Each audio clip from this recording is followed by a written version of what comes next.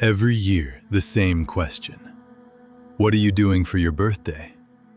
And you say the one thing that confuses everyone. Nothing. It is just another day. And suddenly, you are the strange one. But what if that answer is not emptiness? What if it is the most stoic thing a person can say?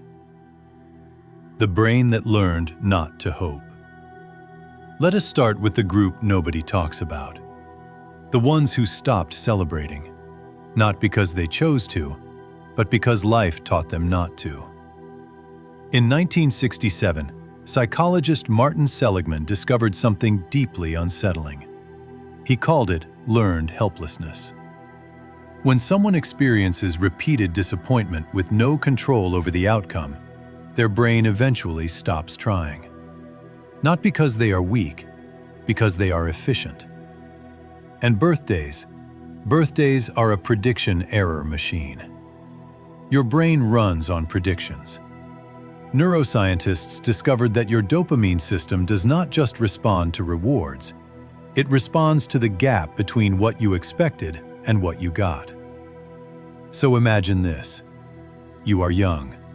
You expect the party. You expect your friends to remember. You expect to feel special.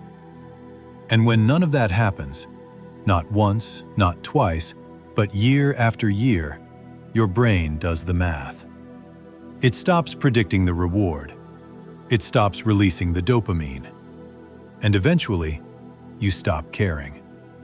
Not because you do not want to care, because your brain decided that hoping hurts more than forgetting. The Stoics understood this long before neuroscience confirmed it. Epictetus wrote, "Seek not that the things which happen should happen as you wish. Wish the things which happen to be as they are, and you will have a tranquil flow of life." That person who quietly adjusted their expectations was not broken. They were learning, painfully, the most fundamental Stoic lesson of all. Control what you can. Release what you cannot. And there is something quietly powerful about a person who learned that lesson not from a book, but from a birthday that never came. The Stoics called this the discipline of desire, the deliberate practice of wanting only what is already yours to have. Not the party, not the attention, not the validation. Just this moment, exactly as it is.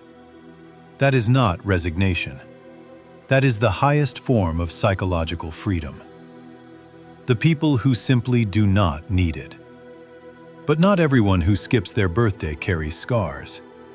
There is a second group, and they look completely different. These are the people who genuinely do not need it. Not from pain, not from disappointment, but from a place of complete inner wholeness. Psychologists Ryan and Deci spent decades studying something called self-determination theory. And one of their core findings is this: the most psychologically healthy people are the ones whose sense of worth comes from within, not from external events, not from social rituals. Researcher Philip Brickman called it the hedonic treadmill. That cycle where you chase the next celebration, the next milestone, the next external hit of meaning, and it never quite lands the way you hoped. People in this group stepped off that treadmill. While everyone else is waiting for one day a year to feel special, these people figured out how to feel whole on a random Tuesday. Marcus Aurelius wrote this in his private journal, not to inspire anyone, just to remind himself. Very little is needed to make a happy life. It is all within yourself, in your way of thinking. That is not philosophy written for an audience. That is a man training his own mind, alone, in the dark, before dawn. And here is what makes this group truly rare. They do not need a calendar to remind them they matter. They do not need 30 people singing off-key to feel loved. They already know. Not because life was easy, but because they stopped outsourcing the one thing no one else can give them: their own sense of worth. The Stoics called this autarkia, self-sufficiency, the ability to find everything you need inside yourself, not as an act of isolation, but as an act of mastery. The man who needs nothing from outside is free. The man who needs applause is owned by whoever gives it. If this is starting to sound like you, subscribe. There is more ahead that will explain you better than you have explained yourself. What your brain does every year without you knowing. Here is what most people do not know. Researchers found that our brains do not just remember painful dates. They relive the emotion every single year. It is called the anniversary effect. Your calendar moves on. Your brain does not. That 8-year-old is still in there, still waiting, still hoping someone remembers, still bracing for the moment they do not. And the cruelest part? You do not even notice it happening. You just feel slightly heavier on that day, slightly more distant, slightly less like yourself. And you tell yourself, it is nothing. It is just another day. But your brain knows exactly what day it is. It never forgot. It never will. And here is where it gets deeply uncomfortable. Some people disconnect from celebrations not because they are free, but because they are afraid. Afraid that if they let themselves want it, and it does not go perfectly, it will confirm something they already suspect about themselves. So they opt out. Not from confidence, from protection. Psychologist Jennifer Crocker called this contingencies of self-worth, tying your sense of value to whether external events go the way you hoped. The Stoics had a name for this trap too. They called it living according to opinion rather than reason, letting the world decide what you are worth instead of deciding yourself. And that distinction matters deeply, because there is a difference between someone who does not need the party and someone who wants it desperately but will not admit it. So ask yourself honestly, is it freedom or is it fear? Only you know. And the fact that you are paying attention to yourself right now, that already says something important about who you are. What the Stoics knew that science just confirmed. The Stoics did not celebrate birthdays, not because they were cold, because they understood something most people still have not figured out. External events do not define your worth. Not a party, not a cake, not 30 people singing off-key. Seneca wrote, "It is not the man who has too little who is poor, but the man who craves more." And birthdays in their modern form have become exactly that. A craving, a performance, a public declaration that you matter, because without it, you are not sure you do. But the Stoic practice of Memento Mori, the reminder that every day brings you closer to your last, was not designed to make you sad. It was designed to make every day feel like a gift, not just the day with the candles, every single one. The Stoics woke up every morning and reminded themselves, this day might be my last.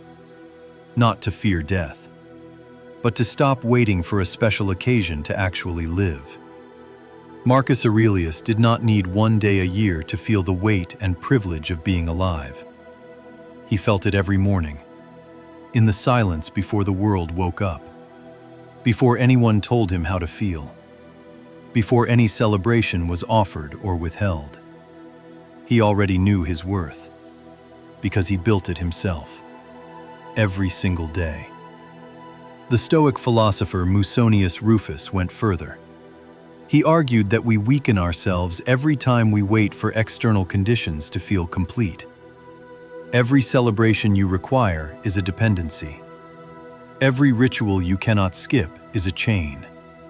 And the man who has no chains moves freely through every day, including the day he was born. That is not coldness. That is mastery. And mastery is not given on birthdays. It is built in the ordinary days that everyone else ignores. The quiet strength of needing nothing. Maybe someone watching this right now spent their last birthday alone. Not because no one cared, but because the silence finally felt like enough. Maybe you made yourself a quiet meal. Maybe you sat with your thoughts longer than usual. Maybe you felt something you could not quite name. Not sadness exactly, just a kind of stillness. And in that stillness, something was complete. If that is you, you are not broken. You belong to a quiet group of people who stopped outsourcing their joy to a date on a calendar, who stopped needing permission from other people's attention to feel whole, who figured out, maybe the hard way, that the most powerful thing you can do is need nothing from the outside to feel everything on the inside. That is not loneliness. That is not emptiness. That is apatheia, the Stoic state of being unmoved by external events. Not because you do not feel, but because you no longer need them to define how you feel. Modern psychology calls this emotional regulation, the capacity to remain stable regardless of what the world does or does not give you. Neuroscientists have found that people with high internal locus of control, those who attribute their emotional state to their own inner work rather than outside events, show measurably lower cortisol, greater resilience under pressure, and deeper long-term satisfaction with their lives. The Stoics built that capacity through daily practice, not through retreating from the world, but through refusing to be governed by it. And that is the highest form of freedom any human being can achieve. Not the freedom to do anything, the freedom to need nothing that is not already inside you.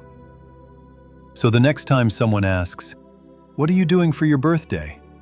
and you say, "Nothing. It is just another day." Know this. That answer did not come from emptiness. It came from everything you have been through, everything you have learned, everything you have built inside yourself when no one was watching. Nothing was ever wrong with you. You just stopped needing the world to tell you that you matter. And that is the most Stoic thing a person can do. Comment "enough" if you have ever spent a birthday alone and felt completely fine about it.